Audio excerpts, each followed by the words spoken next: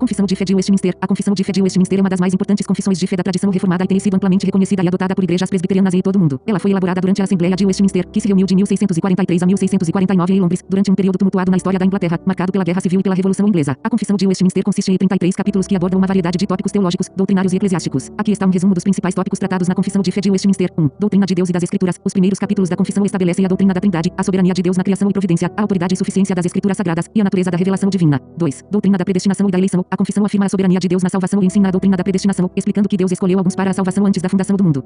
3. Doutrina da criação e da providência. Discute-se a criação do mundo por Deus e sua contínua providência sobre todas as coisas, sustentando-as e governando-as de acordo com seu plano soberano. 4. Doutrina da queda e da depravação humana. Aborda a queda de Adão, o pecado original e a total depravação da natureza humana, resultando na incapacidade do homem de se salvar por seus próprios meios. 5. Doutrina da aliança. Explora as diversas alianças que Deus fez com a humanidade ao longo da história, incluindo a aliança das obras e a aliança da graça, que se realiza em Cristo. 6. Doutrina de Cristo. Foca na pessoa e obra de Jesus Cristo, sua encarnação, vida sem pecado, morte sacrificial, ressurreição e ascensão, destacando como o único mediador entre Deus e os homens. 7. Doutrina da salvação. Examina a natureza da salvação pela graça através da fé em Cristo, a justificação pela fé, a santificação pelo Espírito Santo e a perseverança dos santos. 8. Doutrina da Igreja. Discute a natureza da Igreja como o corpo de Cristo, composta pelos crentes eleitos, e a importância dos sacramentos do batismo e da ceia do Senhor como meios de graça. 9. Doutrina dos últimos tempos. Aborda questões escatológicas, como a segunda vinda de Cristo, o juízo final, a ressurreição dos mortos e a vida eterna no céu ou no inferno. 10. Doutrina do culto público. Trata da regulamentação do culto público na Igreja, incluindo a pregação da palavra, a administração dos sacramentos e a disciplina eclesiástica. 11. Doutrina do magistrado civil. Estabelece os limites e deveres do governo civil em relação à Igreja e à liberdade religiosa, bem como a responsabilidade dos cidadãos em obedecer às autoridades constituídas. A Confissão de Fé de Westminster é uma declaração abrangente da fé reformada, que continua a ser estudada e valorizada por cristãos em todo o mundo. Seus ensinamentos têm sido uma fonte de orientação e inspiração para muitas gerações de crentes, refletindo a profundidade e a riqueza da tradição teológica reformada.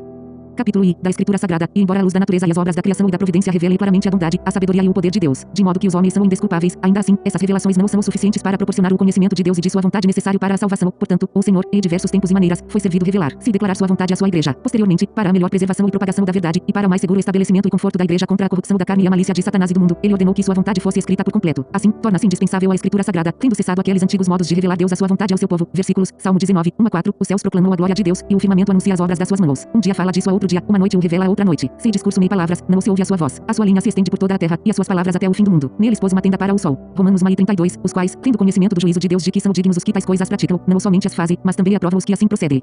Romanos 2:1. Portanto, és indesculpável quando julgas, ó homem, quem quer que sejas, pois, no que julgas a outro, a ti mesmo te condenas, pois praticas as próprias coisas que condenas. 1 Coríntios 1:21. Pois, visto que Deus, na sua sabedoria, não permitiu que o mundo o conhecesse por meio da sabedoria humana, agradou a Deus salvar aqueles que creem por meio da loucura da pregação. Hebreus 1:1-2. Havendo Deus, antigamente, falado, muitas vezes e de muitas maneiras, aos pais, pelos profetas, a nós falamos, nestes últimos dias, pelo Filho, a quem constituiu o herdeiro de tudo, porque ele fez também o universo. Comentário. A Confissão de Fé de Westminster reflete a perspectiva reformada sobre a natureza da revelação divina e a autoridade das Escrituras. Ela destaca a insuficiência da revelação geral, como vista na natureza e nas obras da criação, para conceder conhecimento salvífico de Deus. Em vez disso, a revelação especial contida na Escritura Sagrada é vista como indispensável para a salvação. Essa visão é fundamentada na crença de que Deus, em sua soberania, escolheu revelar-se à sua Igreja em tempos passados de várias maneiras, culminando na revelação final em seu Filho, Jesus Cristo. A escrita da vontade divina é vista como um ato de misericórdia e graça, proporcionando um registro seguro e permanente da verdade para orientar a Igreja contra os enganos do mundo e os ataques de Satanás.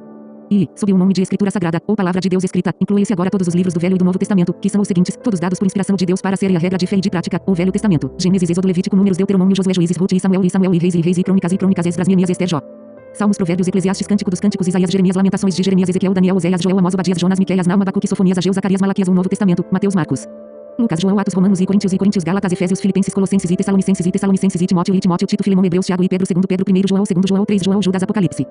Versículos, Efésios 2:20, edificado sobre o fundamento dos apóstolos e dos profetas, sendo o próprio Cristo Jesus a principal pedra da esquina. Apocalipse 22:18-19. Eu testifico a todo aquele que ouvir as palavras da profecia deste livro. Se alguém lhes acrescentar alguma coisa, Deus lhe acrescentará as pragas que estão escritas neste livro. E se alguém tirar qualquer coisa das palavras do livro desta profecia, Deus tirará a sua parte do livro da vida, da cidade santa e das coisas que estão escritas neste livro. E Timóteo 3:16. Toda a escritura é inspirada por Deus e útil para o ensino, para a repreensão, para a correção e para a educação na justiça. Mateus 11:27. Todas as coisas me foram entregues por meu Pai. Ninguém conhece o Filho, senão o Pai, e ninguém conhece o Pai, senão o Filho e aquele a quem o Filho o quiser revelar. Essa seção da Confissão de Fé de Westminster enumera os livros que compõem a Escritura Sagrada, tanto do Velho quanto do Novo Testamento. Estes são considerados inspirados por Deus e são reconhecidos como a única regra de fé e prática para os crentes. Os versículos citados apoiam essa visão, destacando a autoridade e a inspiração divina das Escrituras, bem como a advertência contra a adulteração ou subtração de suas palavras. Para os reformadores, a aceitação desses livros como canônicos era crucial para a compreensão da fé cristã e da vontade de Deus para sua Igreja. 3. Os livros geralmente chamados apócrifos, não sendo de inspiração divina, não fazem parte do cânon da Escritura, não são, portanto, de autoridade na Igreja de Deus, nem de modo algum podem ser aprovados ou empregados senão como escritos humanos. Versículos, Lucas 24:27. Então, começando por Moisés e por todos os profetas, explicou-lhes o que constava a respeito dele em todas as Escrituras. Lucas 24:44. Disse-lhes ainda: são estas as palavras que eu vos falei estando ainda convosco. Importava que se cumprisse tudo o que de mim está escrito na lei de Moisés, nos profetas e nos salmos. Romanos 3:2. Muita, e toda a maneira, principalmente porque aos judeus foram confiados os oráculos de Deus. E Pedro 1:21. Porque a profecia nunca foi produzida por vontade dos homens, mas os homens da parte de Deus falaram movidos pelo Espírito Santo.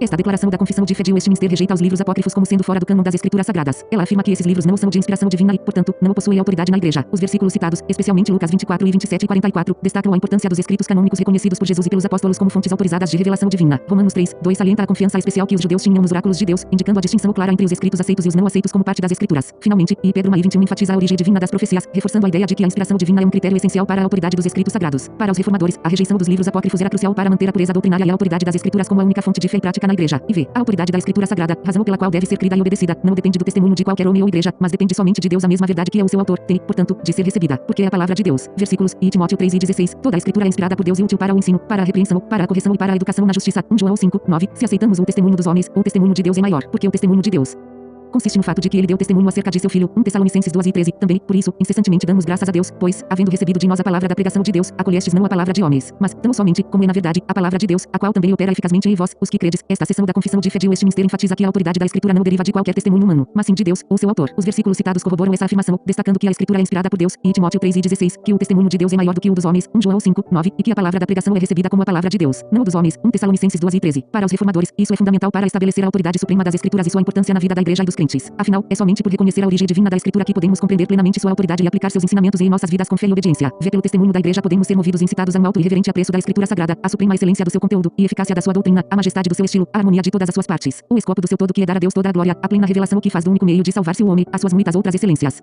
incomparáveis e completa perfeição, são argumentos pelos quais abundantemente se evidencia ser ela a palavra de Deus. Contudo, a nossa plena persuasão e certeza da sua infalível verdade e divina autoridade provém da operação interna do Espírito Santo, que pela palavra e com a palavra testifica em nossos corações. Versículos 1 Timóteo 3:15, para que, se eu tardar, saibas como se deve proceder na casa de Deus, que é a igreja do Deus vivo, coluna e esteio da verdade. 1 João 2:20, ora, vós possuís unção da parte do Santo e todos tendes conhecimento. 1 João 2:27, e quanto a vós outros, a unção que dele recebestes permanece em vós, e não tendes necessidade de que alguém vos ensine, mas, como a sua unção vos ensina a respeito de todas as coisas, e é verdadeira, e não é falsa, permanecei nele, como também ela vos ensinou. João 16:13-14, quando vier, porém, aquele, o Espírito da verdade, ele vos guiará a toda a verdade, porque não o falará por si mesmo, mas dirá tudo o que tiver ouvido e vos anunciará as coisas que há de vir. Ele me glorificará, porque há de receber do que é meu e vou-lo há de anunciar. 1 Coríntios 12:10-12, mas Deus nos revelou pelo Espírito, porque o Espírito a todas as coisas perscruta, até mesmo as profundezas de Deus, pois qual dos homens sabe as coisas do homem, senão o seu próprio Espírito que nele está? Assim também as coisas de Deus, ninguém as conhece, senão o Espírito de Deus. Ora, nós não temos recebido o Espírito do mundo, e sim o Espírito que veio de Deus, para que conheçamos o que por Deus nos foi dado gratuitamente. Este trecho da Confissão de Fé de Westminster destaca a importância do testemunho da Igreja na apreciação e valorização da Escritura Sagrada, bem como na sua confirmação como a palavra de Deus. Os versículos mencionados apoiam essa ideia, mostrando que a comunidade da fé é capacitada pelo Espírito Santo para compreender e testemunhar a verdade das Escrituras. Os reformadores e puritanos enfatizavam a necessidade da iluminação divina para que os crentes pudessem reconhecer plenamente a autoridade e a verdade das Escrituras. Eles acreditavam que, embora os argumentos externos, como a excelência da Escritura e sua coerência interna, fossem importantes, a convicção interna e a certeza da verdade das Escrituras eram concedidas pelo Espírito Santo aos corações daqueles que creem. Portanto, para os reformadores, a obra interna do Espírito na vida do crente era fundamental para a compreensão e aceitação das Escrituras como a palavra infalível de Deus. Vi todo o conselho de Deus